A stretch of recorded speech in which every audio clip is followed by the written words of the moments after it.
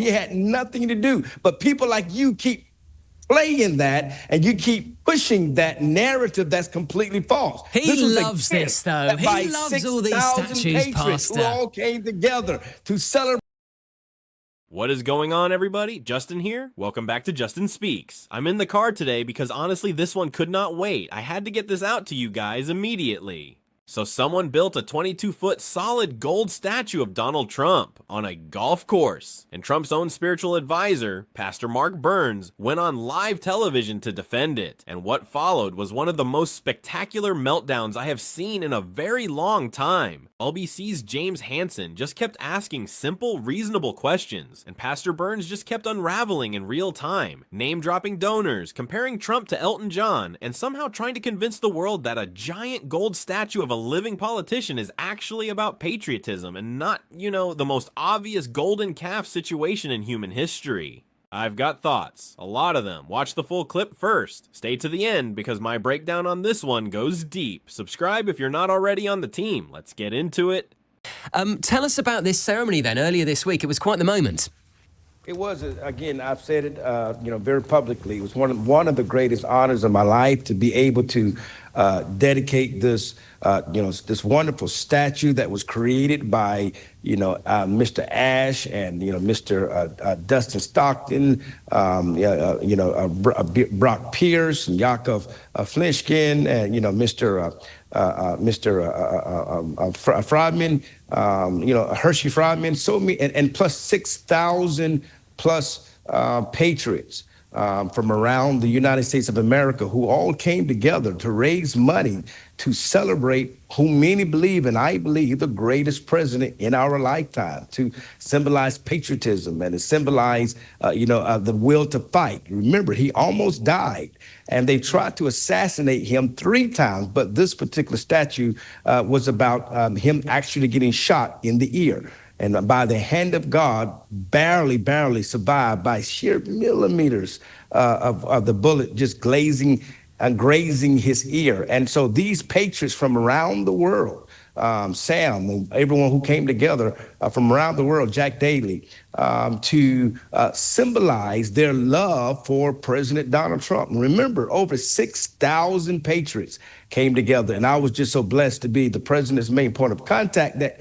shared the statue with them as it was brought to me, and I was able to share it with the president, and it took over a year, but we finally got it done.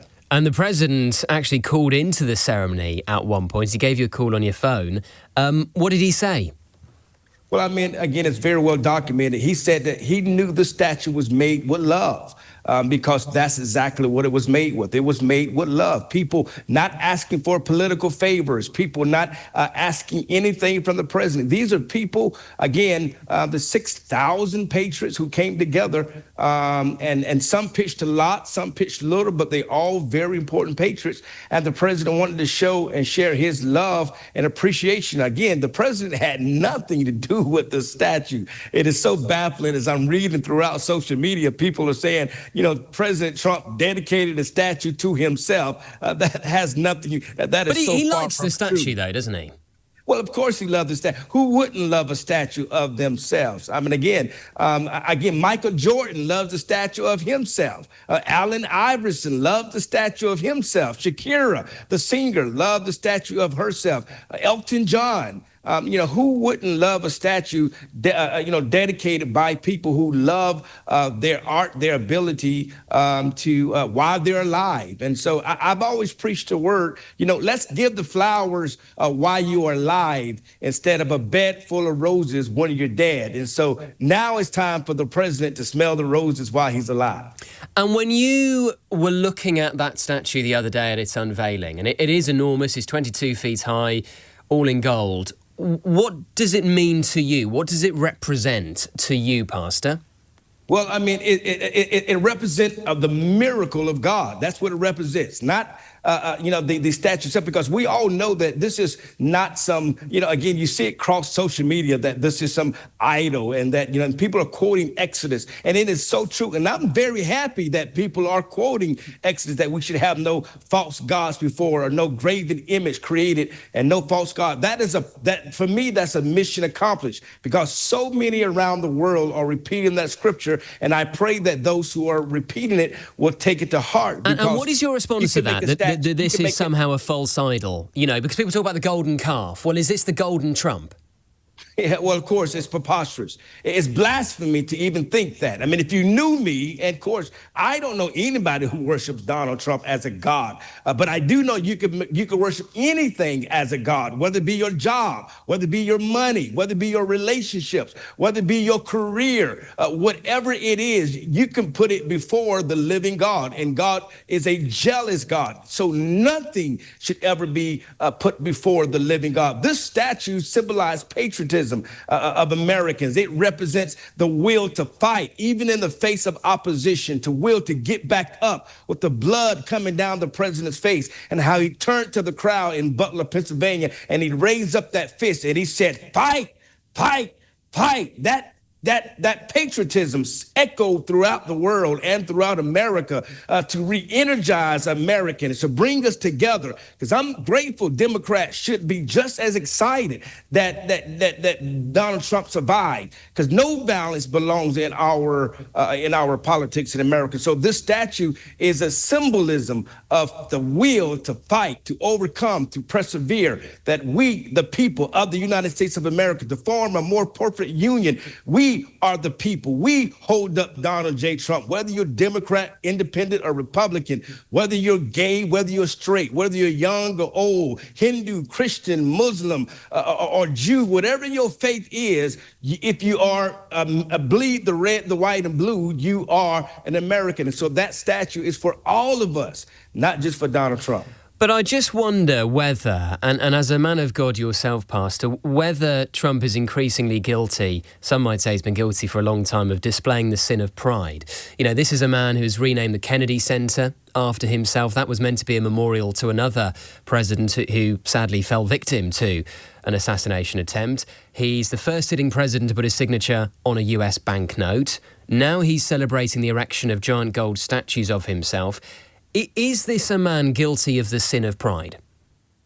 Well, listen, this is what I do know is this. Whether you like President Donald Trump or dislike President Trump, you cannot argue that this man has done extraordinary things. And millions of Americans here believe that those extraordinary things have made our country stronger, safer, more prosperous, more economical prosper. And so, again, these things that are happening, the people have to vote it. The people have to make it happen. Not vote, excuse me. The people have to allow it, because we, the people, is the true power of the United States of America. We don't have a dictator. We don't have a king. We have an elected president. But with respect, Pastor, that's not really an answer. Is he guilty of the sin of pride? We have a Congress, and we have a president. We have an executive branch, we have a judiciary branch, and we have the Senate. And each and every one of them have equal power. And so at any time, of course, the president is always been challenged of the things that he may decree or things that executive orders he may sign. And so, these things that are happening, they're also based off of the will of the people. And if the people didn't want it to happen, it wouldn't happen in America. Can I be really honest with you, Pastor? Sure. When I see this statue, I just think it's a bit tacky. I mean, it is wrapped in gold. At best, it looks like an ornament in Liberace's dressing room. At worst, it looks like something out of North Korea. Can you understand why a lot of people would look at this and just go, this is insane? The man has gone mad. Well, first of all, let's be very clear. This is not Donald Trump again. You're speaking from the assumption that Donald Trump had anything to do with the statue. If I gifted you something, and if I worked really hard, if I spent my own earn money to be a blessing to you, to celebrate you, your television station, your ability to have this wonderful show that goes around the world. And if I work hard and then I dedicate something as magnificent as a statue to you, that has Is it magnificent though, or is it a bit tacky? This has nothing to do with Donald Trump. He had nothing to do. But people like you keep playing that, and you keep pushing that narrative that's completely false. He loves this, though. He loves all these statues, Pastor. Who all came together to celebrate what we believe the greatest president in our lifetime. And I wasn't even a part of the group that created this. I'm getting way too much television time. People like Brock Pearson, Yakov Flishkin, and Hershey, and Ash. This is Ash's baby. This was Ash's dream, and he put this thing together. And then you got Dustin Stockton and Sam, who all came in and raised money. Jack Daly, all these guys came together, and the 6,000 unnamed patriots who all came together to celebrate Donald Trump. So quit playing the narrative that this was Donald Trump raising a statue to himself. This has nothing to do with Donald Trump. Tell the truth, speak the truth. And I was there from the very beginning when it was first brought to my attention, and I brought it to the president's attention. Can I ask you one final thing, Pastor? Because just make sure that you give the correct narrative. Don't keep saying that that Donald Trump raised a statue to himself. No, I've never said he raised a statue to himself. But he certainly has celebrated the arrival of the statue. That did this, okay? So just make sure you echo that message around the world. I genuinely wonder if we are close now to him commissioning a sculptor to carve his face into the side of Mount Rushmore. If someone suggested that, would you support it? Do you think Donald Trump belongs on Mount Rushmore? Well, I'm not here to speak for the president. I'm not here to speak for yourself. Say whether he put himself on Mount Rushmore. I think that's comical. What's more important is the fact that the statue is not a golden calf. The statue is not some false idol god. Anything could be an idol. It doesn't have to be some statue. This represents. And let me just say this about the gold. It was first bronze. The president, again, had nothing to do with the statue in the first place. But the patriots came together at the very last minute, and they said it would be wonderful so that it don't patina, mean it turns green like the Statue of Liberty, that if we make it gold, that would preserve the statue even longer. So we should be celebrating these people. We should be celebrating the hard-earned taxpayers that put together their own money, and they raise it on their own to celebrate Donald Trump. So you could dislike the man, but you got to appreciate the 6,000 plus people who came together to do this for Donald Trump. And that's the real story. Pastor, really appreciate your time. Thank you for joining us. Pastor Mark Burns, Donald Trump's spiritual advisor, who presided over the unveiling ceremony for this 22-foot-high golden statue at one of Donald Trump's golf clubs. Let's talk about what we just witnessed. All right, I'm still in the car and I genuinely could not stop thinking about this the entire drive, because what we just watched was not simply a bad interview. What we watched was a man, a pastor, a spiritual advisor, a man whose entire professional identity is built on biblical knowledge and moral authority, tie himself into the most spectacular theological knot live on television. And he did it with confidence. That is the part that gets me every time. A 22-foot solid gold statue of a living politician on a golf course, and the man whose job it is to provide moral and religious guidance to that politician stood in front of it, blessed it, and then went on LBC to tell the world it represents the miracle of God. I need you to sit with that for a second. The golden calf is not a metaphor anymore. Let's just go straight to the Bible, because Pastor Burns opened that door himself, and I am walking through it. Exodus, the golden calf. The Israelites, while Moses is up on the mountain receiving the 10 Commandments, melt down their gold jewelry, cast it into the shape of a calf, and begin worshiping it. God's response to this is arguably the angriest he gets in the entire Old Testament. And one of the 10 Commandments that Moses was up there receiving, the ones that form the absolute foundation of Christian moral law, is thou shalt have no graven images, no false idols, no golden statues of things you have decided to elevate above God. Now here's what makes Pastor Burns' position so completely untenable. He knows all of this. He is a pastor. This is not obscure theology. This is chapter 1, page 1, foundational scripture. And when James Hansen raised it, Burns' response was, and I want to be precise here, to say he was glad people were quoting Exodus because it meant they were engaging with scripture. That is not a defense. That is a deflection dressed up as a blessing. He essentially said the golden Trump statue is good, actually, because it is getting people to read their Bibles. That is one of the most creative pieces of spiritual gymnastics I have ever seen attempted on live television, and it still did not land. the name drop strategy, and why it failed. Now let's talk about the technique Pastor Burns deployed throughout this interview, because it is worth naming. Every single time James Hansen asked a direct question that Burns could not answer cleanly, Burns reached for a list of names: Brock Pierce, Yakov Flinchkin, Hershey Fryman, Dustin Stockton, Jack Daly, Ash, the 6,000 Patriots, over and over and over again. This is a deliberate deflection strategy, and it works in certain environments. If you flood the answer with enough names, enough detail, enough specificity, you create the impression of substance without actually providing any. The audience hears lots of information and assumes accountability, but listen back to what Burns actually said when you strip away the names. Trump had nothing to do with it. People love Trump. Patriots came together. It was made with love. That is the entire content of every answer he gave. The names are furniture. They fill the room, but they do not hold anything up. Hansen saw through it immediately. Every time Burns launched into the donor list, Hansen just waited and then walked straight back to the actual question. Did Trump celebrate this statue? Yes. Does Trump love this statue? Burns literally said, and I quote, "Of course he loves the statue. Who wouldn't love a statue of themselves?" That is your answer right there. Everything else was noise. The pride question, the one he could not answer. The most important moment in this entire interview, and the one I want to make sure lands properly, is the sin of pride question.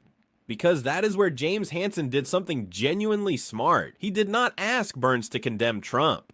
He did not ask him to criticize the statue directly. He simply listed the facts and asked a theological question. Renamed the Kennedy Center after himself. First sitting president to put his signature on a U.S. banknote. Now celebrating a 22-foot golden statue of himself at his own golf course. Pastor, is this the sin of pride?